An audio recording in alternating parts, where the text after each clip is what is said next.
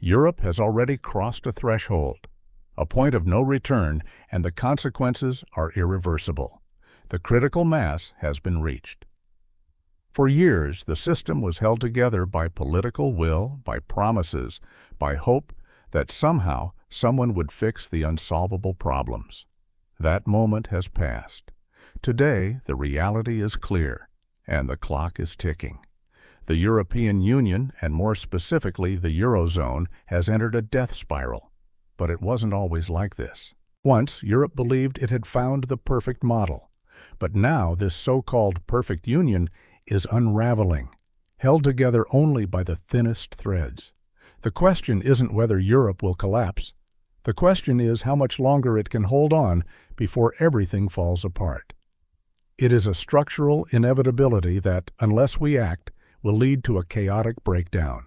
The mathematical facts leave no room for hope. We are at the mercy of the numbers, and they are unforgiving. The Eurozone is set up to fail, and the data backs this up.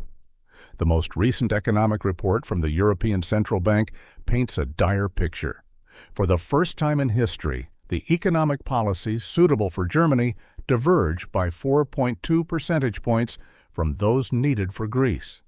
A gap this wide is unmanageable. It means that there is no one-size-fits-all monetary policy for Europe anymore. The ECB's decision to keep interest rates at 3.75% is doing more harm than good. It's too high for Southern Europe, pushing those economies toward recession, while it's too low for Northern Europe, fueling asset bubbles. The pain is being felt in two different regions, with no chance of a unified solution. But here's the kicker: there is no policy the ECB can choose to fix this. The damage is done. The system is broken, and it will not heal itself. It will only worsen, leaving every member state exposed to the cracks forming in the foundation. The Eurozone is spiraling, and the end game is inevitable. Look at Italy, the poster child for the Eurozone's looming disaster.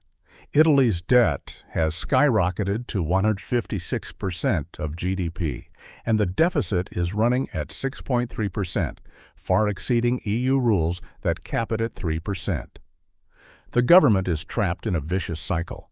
High debt means high borrowing costs, and high borrowing costs only increase the deficit. More debt leads to even higher costs. It's a downward spiral, and there's nothing Italy can do about it. Normally, countries in this position have three escape routes. They can devalue their currency, lower interest rates, or engage in expansionary fiscal policies. But Italy, bound by the euro, has none of these options. It's shackled to a single currency and a single monetary policy that is not designed for its economy. The Eurozone is supposed to bring stability, but for Italy, it's a trap. And what happened when they tried austerity between 2010 and 2015? The economy shrank, the debt ratio increased, unemployment soared, political extremism surged. So what does Italy do now? They're repeating the same mistakes. Austerity will not work. It never did, but the system leaves them with no other choice. The consequence: Italy is headed for a fiscal disaster. The debt will continue to rise, the deficits will widen, and the borrowing costs will climb. This is no longer a matter of choice. It's a matter of when it breaks.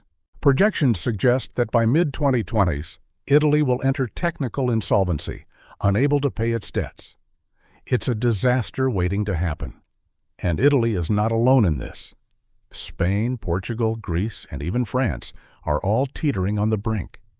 The entire southern European bloc is falling apart, and when one country breaks, the others will follow. The Eurozone is already on the edge of collapse. But Europe's leaders are still clinging to a failing system. The crisis doesn't stop at debt. Europe is facing a demographic time bomb.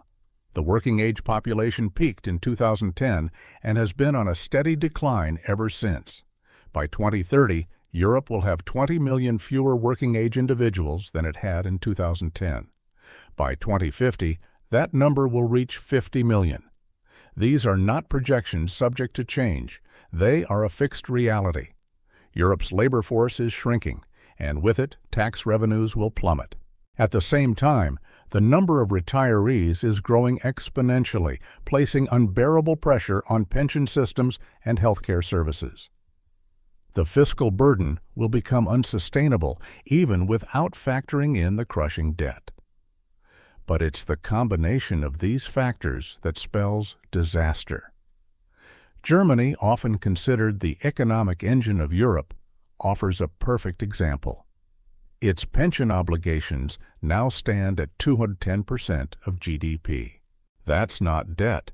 That's money owed to retirees based on promises made by the government. As the working-age population continues to shrink, those obligations will become impossible to meet unless massive tax hikes or benefit cuts are implemented. But even Germany, the strongest economy in the Eurozone, cannot sustain this. If the most economically powerful country in Europe can't manage its pension obligations, what hope do the others have? The only theoretical solution is immigration, but Europe would need to import 30 to 40 million working-age people over the next 2 decades to maintain its current dependency ratios. The political will to undertake such a transformation does not exist. Anti-immigration sentiment is rising, and political movements are gaining ground on the promise of protecting national identities and rejecting mass immigration. In short, Europe is heading for a demographic cliff, and there is no realistic path to prevent the inevitable economic strain that comes with it. The demographic crisis is only one part of the problem. Europe's competitiveness is collapsing, and this too is a direct consequence of the Eurozone's design. For 2 decades, Europe's productivity growth has stagnated. From 2000 to 2024, productivity growth in the Eurozone averaged a meager 0.8% annually. Compare that to the United States, which saw 1.4%, or China, which surged ahead with a 6.2% annual growth rate. The Eurozone's lack of productivity growth isn't a temporary setback. It's structural. The Eurozone's inability to adjust its currency to competitive needs, the limits on fiscal policy, and the fractured capital markets all contribute to the stagnation. Innovation has been stifled, and Europe is falling behind in the global race for technological advancement. Patent filings, venture capital investments, startup formations, all of these indicators are showing Europe's decline. The result is clear. Europe is no longer an economic powerhouse, and it's not just a minor setback. It's a structural decline that will have far-reaching consequences. The trade data paints a grim picture.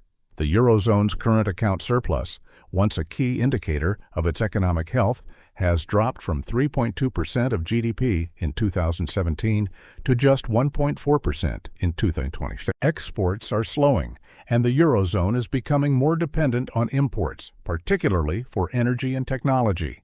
This is not a sustainable trajectory for any economic union, especially one without fiscal transfers. The internal devaluation that would be required to fix the imbalance through wage cuts and increased unemployment is politically unsustainable and economically destructive. The system is failing, and it's failing in plain sight. But the greatest tragedy is the generational crisis unfolding in Europe. Southern European youth unemployment is at catastrophic levels. Spain's youth unemployment stands at 27%, Greece at 31%, and Italy at 24%. These are not mere statistics. These are entire generations of young people who have known only economic stagnation and limited opportunity. They are growing up in a system that has failed to provide them with jobs, stability, or a future. This generation is not loyal to the European project. They are not inspired by the promises of unity and prosperity. They see only a continent that has forgotten them, and they are increasingly turning to political forces that promise radical change, regardless of whether those forces are democratic or authoritarian, pro-European or nationalist.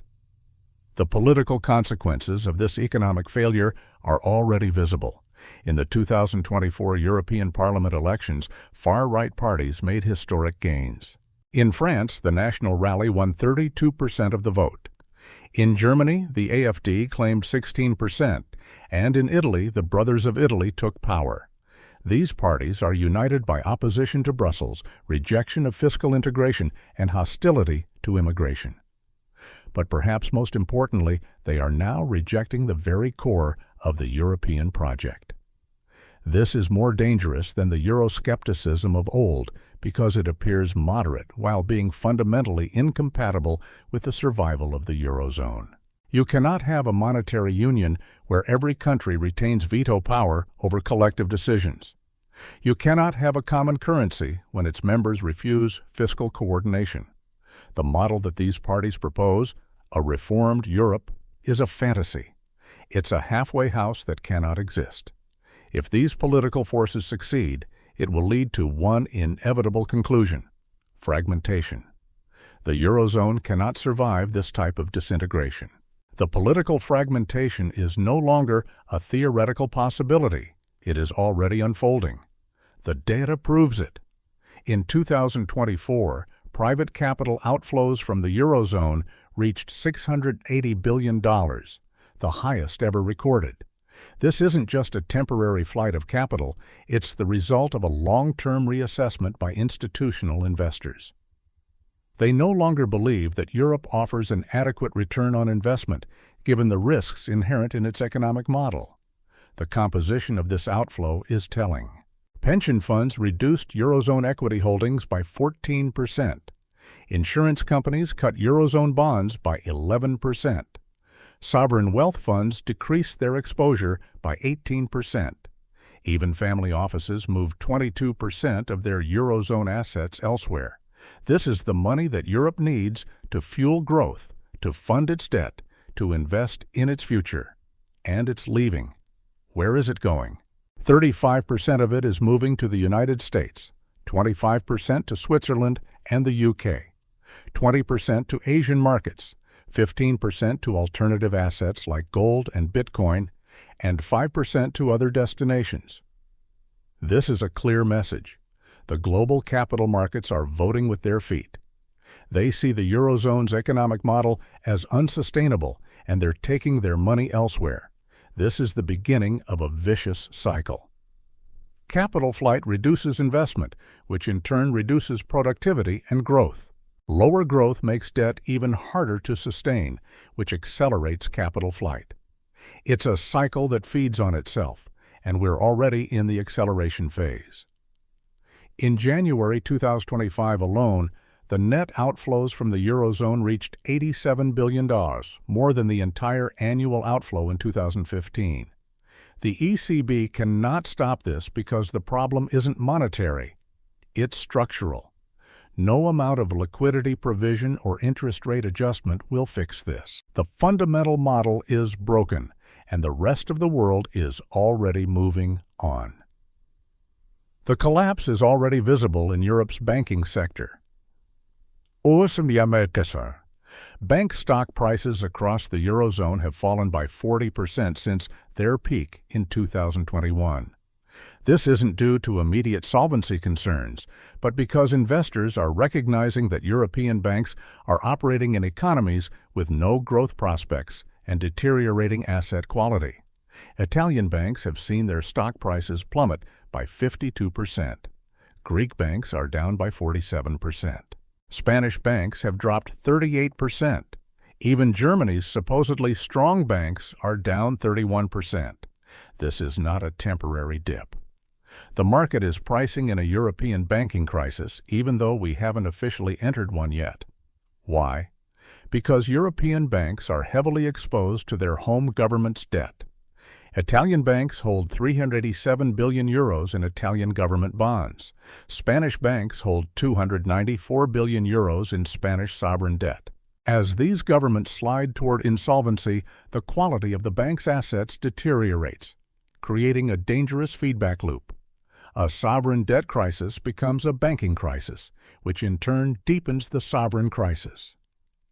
The European Central Bank has conducted stress tests showing that European banks are well capitalized and resilient, but those tests explicitly exclude the scenario of sovereign debt restructuring. And the assumption that governments will never default is becoming increasingly untenable. When Italy or Spain faces a debt restructuring, which is mathematically inevitable in the next 3 to 5 years, their banks will need recapitalization. But their governments won't have the fiscal capacity to provide it. The only option will be European-level intervention. But there's a catch. Political consensus for this doesn't exist. Without it, we're heading straight into a crisis with no feasible solutions. The problem isn't just financial, it's deeply political. Every escape route has been closed off, and the Eurozone is now caught in an inescapable trap. The first escape route: fiscal integration. The creation of a true fiscal union where Brussels has the authority to tax, spend, and issue debt would solve many of the Eurozone's problems. But it's politically impossible. Northern European taxpayers will never agree to fund the debts of Southern Europe. Germany has already made it clear through its constitutional court that certain transfers of sovereignty would violate the German constitution. The votes aren't there, and the political will doesn't exist. Fiscal integration is dead. The second escape route: muddling through, continuing the current policies, providing ECB support during crises, and hoping for growth, is no longer viable. The mathematics have turned against it. Debt is growing faster than growth, and that gap is widening. Muddling through worked from 2012 to 2022 because there was enough growth to service the debt, but that's no longer true. The Eurozone's debt now exceeds its growth potential, and the window for this strategy is closing fast. The third escape route: managed restructuring, coordinated exits from the Eurozone, the re-establishment of national currencies, and debt restructuring, is economically optimal. It would allow countries to regain control of their economies, devalue currencies to boost competitiveness, and align policies with actual economic needs. But this solution is politically radioactive. No leader wants to be blamed for breaking up the EU. The propaganda around the euro has made any discussion of currency reform politically toxic. So, this solution remains off the table. That leaves us with only one option: unmanaged collapse. A crisis will force restructuring in chaotic conditions when all other paths have been exhausted. This is the trajectory we are on. It's not a matter of whether it will happen, it's a matter of when. When the collapse comes, it will be swift, and it will be ugly. The trigger could be anything: a government missing a debt payment, a political crisis that sends markets into panic, a bank failing under the weight of its government debt. The specific cause doesn't matter. The underlying conditions have made crisis inevitable. The bond markets will react immediately. Yields on peripheral debt will spike as investors flee. Bank runs will begin as depositors scramble to move their money to safer countries. Capital controls will be imposed to prevent a full financial collapse. The European Central Bank will step in with emergency liquidity, but it will be too little, too late. The panic will spread like wildfire. What started in one country will quickly cascade across the Eurozone. Investors will realize that the same dynamics are at play everywhere. Greece, Italy, Spain, it doesn't matter. The underlying fragility is the same. Leaders will call emergency summits, trying to negotiate solutions, but they will be unable to deliver anything substantive. Any solution will require massive fiscal transfers or debt restructuring, neither of which can be agreed upon. The political will for either option simply does not exist, so they will announce half measures, vague promises, and hope that the crisis will go away. But the markets will see through this. The crisis will only deepen because half measures cannot fix the fundamental problems. The collapse will be unavoidable. Once the crisis hits, Europe's fragmentation will become inevitable. Countries will exit the euro in emergency, chaotic announcements, not planned, not coordinated, but out of sheer necessity. New currencies will be introduced, debts will be redenominated, and the legal frameworks that once underpinned the Eurozone will collapse. The financial markets will be thrown into turmoil as trillions of euros in contracts are renegotiated under uncertain legal conditions. What happens next is clear. The remaining members of the Eurozone will be forced to choose between full fiscal integration to prevent further exits or accept the disintegration of the entire project. But full integration is politically impossible. No major political party in Europe will campaign on a platform of transferring even more sovereignty to Brussels. The political resistance to this is absolute. The Eurozone as we know it will cease to exist. The European project will survive, but in a fundamentally different form. The European Union might continue as a trade bloc, but without a common currency. The economic and political union that was once envisioned will be shattered, leaving behind a fragmented Europe. This is the endgame.